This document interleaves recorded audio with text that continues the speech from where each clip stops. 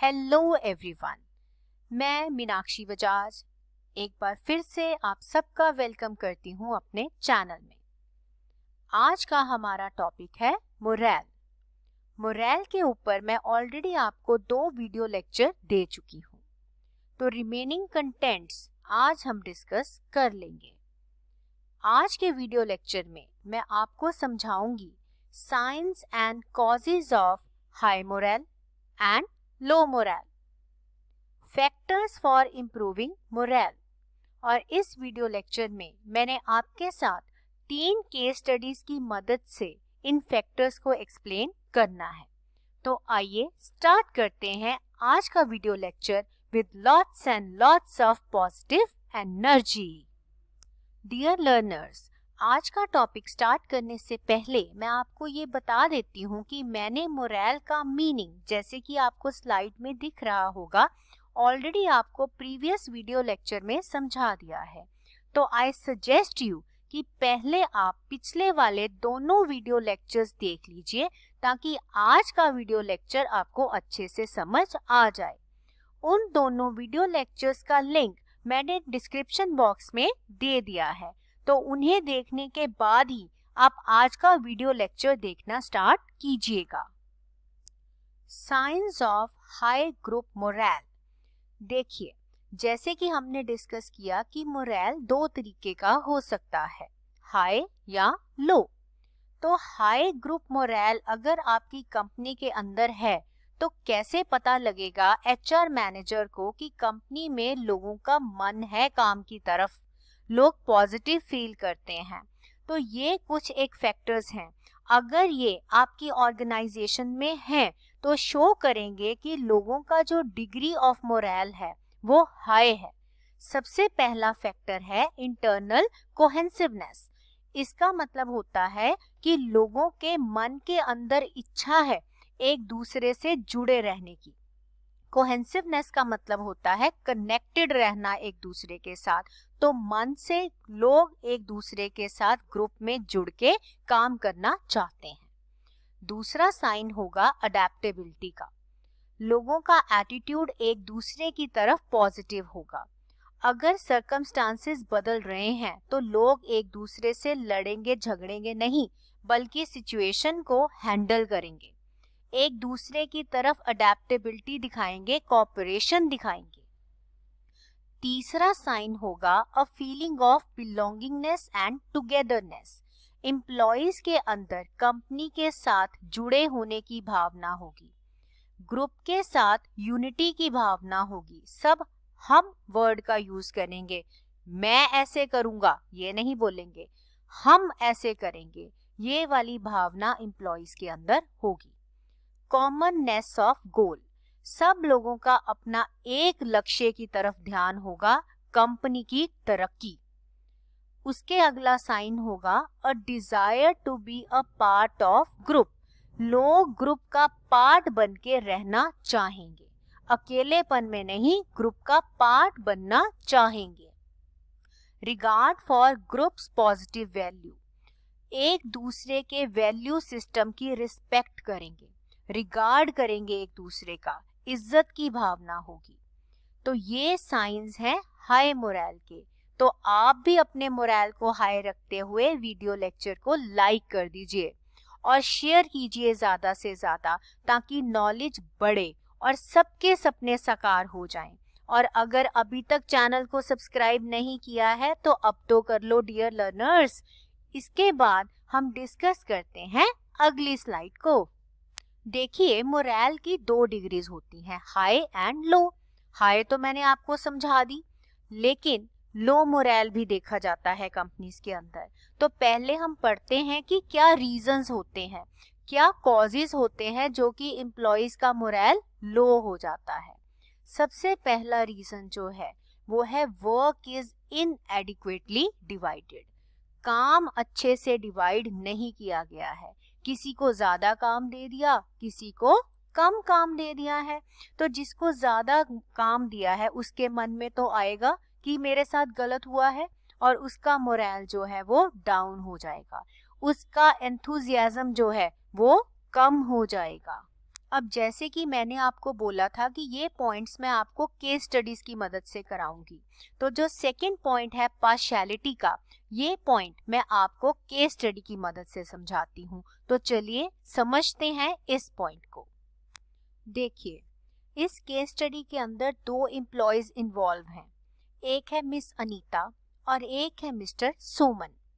Miss Anita जो है वो ढेर सारा इम्पोर्टेंट काम मैनेज कर रही हैं और काम को एक बहुत ही बढ़िया तरीके से करती हैं, यानी क्वालिटी वर्क देती हैं, लेकिन उनको जो पे है वो बहुत ही कम मिल रही है।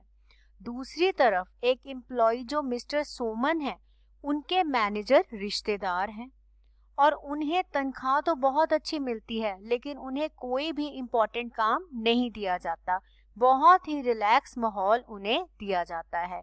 अब ये एक सिचुएशन हो गई। अब इस सिचुएशन के बारे में सोचिए कि इसका असर मिस अनीता के ऊपर क्या आएगा। इसका रिजल्ट ये होगा कि मिस अनीता अपने आप को जब मिस्टर सोमन के साथ कंपेयर करेंगी तो वो सिचुएशन को समझते हुए उनके ऊपर नेगेटिव असर आएगा और उनका मोरल डेफिनेटली लो होता जाएगा, जिसका मेन रीजन होगा पार्शियलिटी। पार्शियलिटी है पेमेंट सिस्टम में, पार्शियलिटी है काम को बांटने में, जिस कारण से उनकी सेंस ऑफ अचीवमेंट लो होती जाएगी और धीरे धीरे उनकी प्रोडक्टिविटी जो है वो कम होती जाएगी, जो कि कंपनी के लिए अच्छी बात नहीं होगी। वो एक अच्छा एम्प्लॉय खो देंगे। तो इस तरीके से पार्शियलिटी जो है वो मोरल को लो कर देती है। अब आ जाता है थर्ड रीजन। तीसरा रीजन है कंसिडरेबल डिफरेंस ऑफ पे, तनख्वाह में बहुत ज्यादा फर्क होना। दो एम्प्लॉयज हों जिनका एक्सपीरियंस बिल्कुल सेम हो, यानी तजुर्बा काम का बिल्कुल सेम हो, स्टेटस मतलब उनकी पोस्ट भी सेम हो, लेकिन एक को ज्यादा पे दी जाए और एक को कम, तो जिसको कम पे मिल रही है उसका मोरल डाउन होता जाएगा। अगला कॉज है less empathy by the company. Empathy का मतलब होता है अंडरस्टैंडिंग, सहानुभूति। इस पॉइंट को हम एक केस स्टडी की मदद से समझेंगे। देखिए, इस केस स्टडी के अंदर दो एम्प्लॉयज इन्वॉल्व हैं। एक एम्प्लॉय कह रही है, sir my son is unwell, I need leave for few days please. बेटा बीमार है और वो छुट्टी मांग रही है अपने बॉस से। अब देखते हैं बॉस का एटीट्यूड क्या है। Don't make excuses in front of me, मेरे आगे एक्सक्यूजेज बहाने मत बनाइए। If you have so many problems in family life, leave the job. अगर इतनी प्रॉब्लम्स हैं तो नौकरी छोड़ क्यों नहीं देती। Here we are not concerned with your personal problems, मुझे तुम्हारी पर्सनल प्रॉब्लम से कुछ लेना देना नहीं है। अब देखिए, कोई एम्पैथी नहीं है, कोई अंडरस्टैंडिंग नहीं है, तो जो फीमेल एम्प्लॉय है उसके ऊपर इस चीज का बुरा असर आएगा। उसकी प्रोडक्टिविटी लो हो जाएगी कि जब मुझे जरूरत पड़ी तब मेरी कंपनी मेरे साथ खड़ी नहीं हुई। तो ये भी एक रीजन हो सकता है मोरल के लो होने का। अगला पॉइंट है माल एडजस्टमेंट्स इन द वर्क। इसको भी हम एक केस स्टडी की मदद से ही समझ लेते हैं।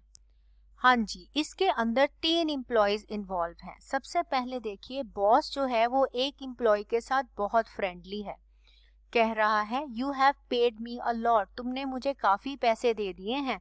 I will not assign you complicated task, उन पैसों के बदले अब मैं तुम्हें आगे से कभी भी मुश्किल काम, कॉम्प्लिकेटेड काम नहीं दूंगा।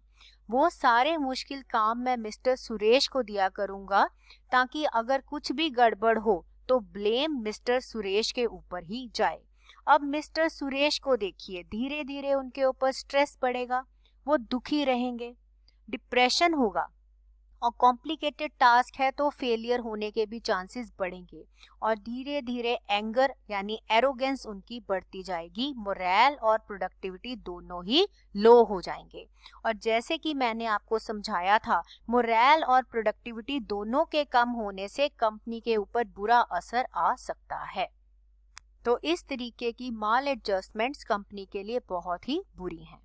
लास्ट कॉज है नो चांस ऑफ प्रमोशन। अगर कंपनी ऐसी है जिसमें एम्प्लॉय का कोई भी फ्यूचर नहीं है, तो धीरे धीरे वो काम में इंटरेस्ट खो देगा और उसका काम की तरफ जो रुझान है वो कम होता जाएगा।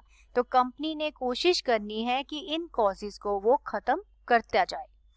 कंपनी को इन कॉजेस का पता लगाना पड़ेगा क्योंकि एम्प्लॉयज खुद से आके आपको नहीं बताएंगे।